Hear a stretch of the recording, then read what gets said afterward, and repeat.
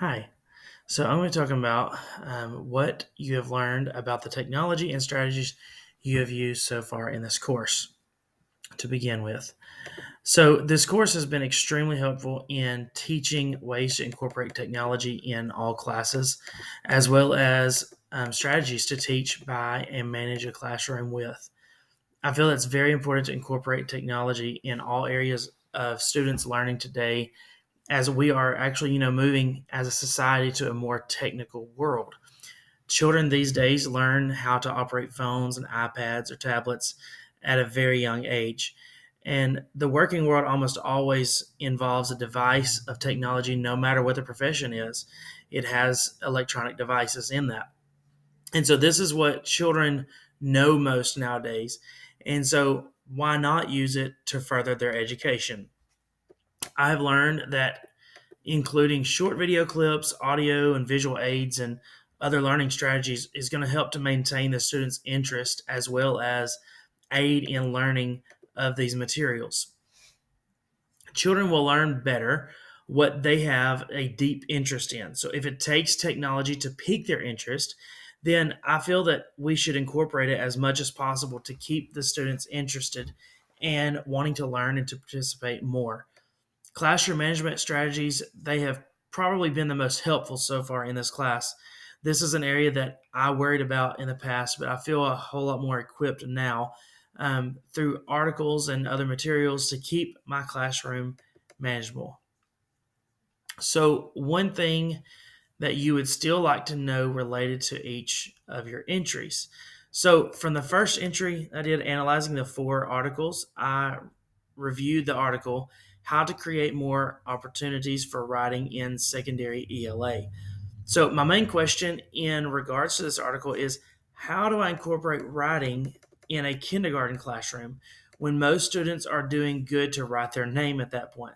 I know that it's obvious that the students will not be writing full sentences, much less filling up a journal.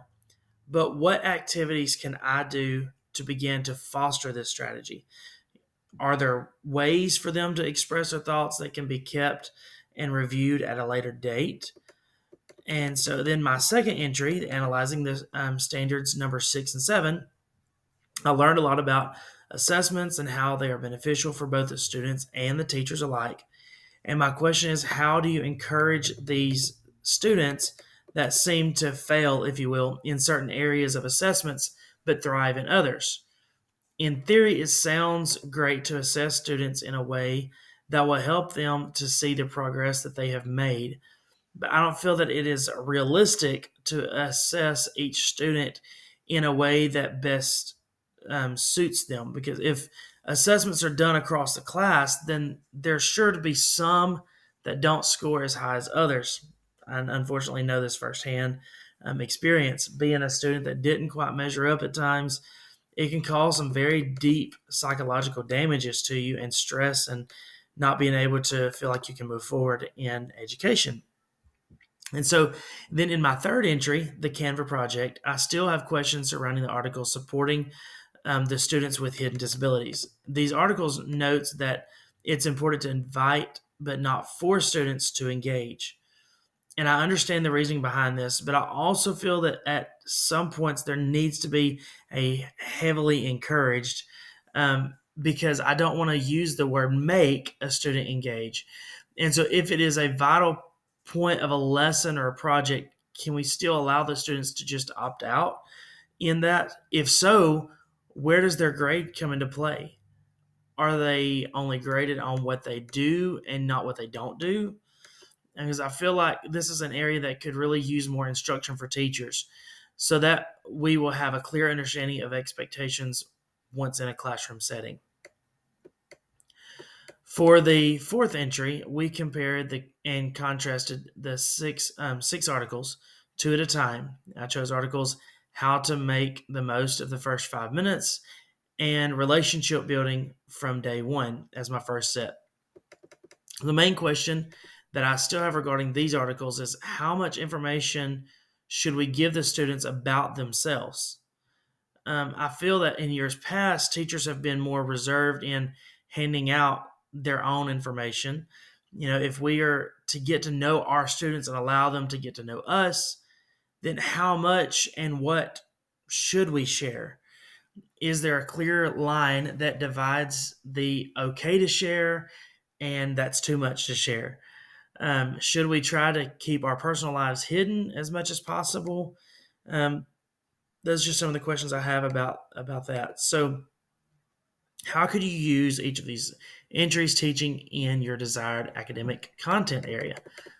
I feel like each of these entries can be used in my content area and are vitally important to running a successful classroom. I hope to teach first or second grade. That's my hopes at this point, meaning that I will likely cover all subjects in my classroom. With this being the case, I can definitely see where the use of instructional aids can come in handy, as well as some of the classroom management strategies that have been covered. I also really like the idea of switching up my assessments regularly, seeing what works best for each student and learning how to successfully teach my students according to their learning styles. In regards to the lesson on students with learning disabilities, I feel like all educators should be required to take a continuing education course in this area, as it is very significant for us to be able to understand them better and be able to relate to them. And so the material that was covered in the article alone encouraged me that my classroom is not just for the good learners, but also for those that struggle. It definitely opened my eyes to the fact that there are times when even the good learners will require a little more time and energy on certain lessons.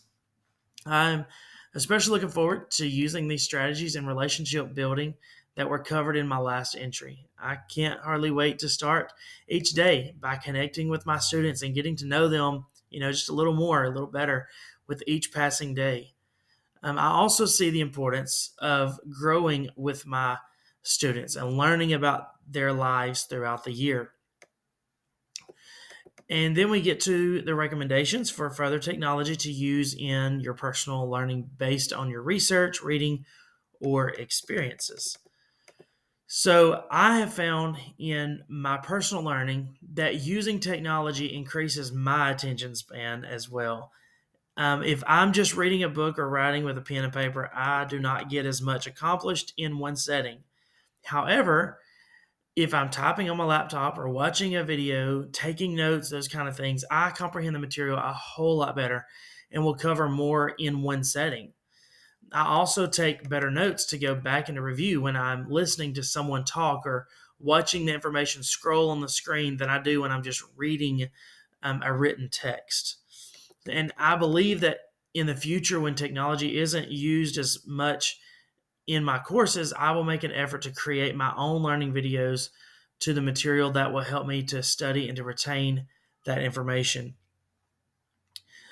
Your favorite and your least favorite article or video so far. So, my favorite article so far would have to be making the most of the first 5 minutes.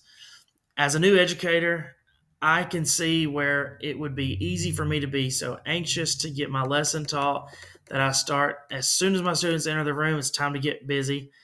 But this article has made me think about how nice it would be for adults to walk into a place of employment and someone just take the time to ask them about their morning, ask them about their life, their emotions, how they're feeling, what's going on in their life.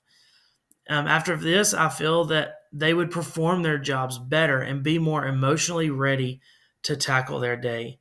We often forget that little children can have big emotions, and we should afford them the opportunity to express those emotions and feelings and let them know that they are seen, that they're heard, and that we care. This article will stick with me for years to come, I'm sure.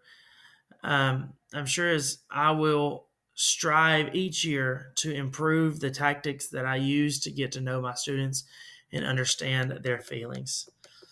So, my least favorite article was a 5-step guide to making your own videos. While I see the importance in knowing how to create these videos on our own, I feel that this was so generalized that it wasn't really that helpful. It was a great article for anyone wanting to make videos and keep their target audience entertained, but it was not specific necessarily to teachers. And so I feel that there needed to be more information on what videos are age appropriate, what the length of these videos should be limited to, sample videos within the article, etc. Again, it's not that I don't like the article as a whole. I just don't feel like it was, helpful for educators as it could have been. So, to summarize what I have learned about analytical thinking, I have learned a tremendous amount of information about analytical thinking over the course of this semester. In the past, I've been one that would take things for face value and not really give much thought to the things, and that seemed accurate. I've since learned the importance of doing my own research, gathering information, and determining for myself what is true, what's accurate, what matters. This is the definition of analytical thinking. It's gathering information, comparing resources against each other, doing more than taking things for face value. I have learned that analytical thinking takes time, and this is not something that just happens. It requires dedication, it requires time to research and detail the findings. Analytical thinking doesn't just happen. You have to go deeper than just the initial thought process. You have to dig for it at times, but you have to make sure that you are doing all that you can to study it out for yourself. I've taken bits of information from each of these entries, and some are new ideas to me that I'm excited about incorporating in my classroom. Others was definitely a refresher, and I'm looking forward to using the information that I have learned in this course for the betterment of my future classroom. Thank you so much.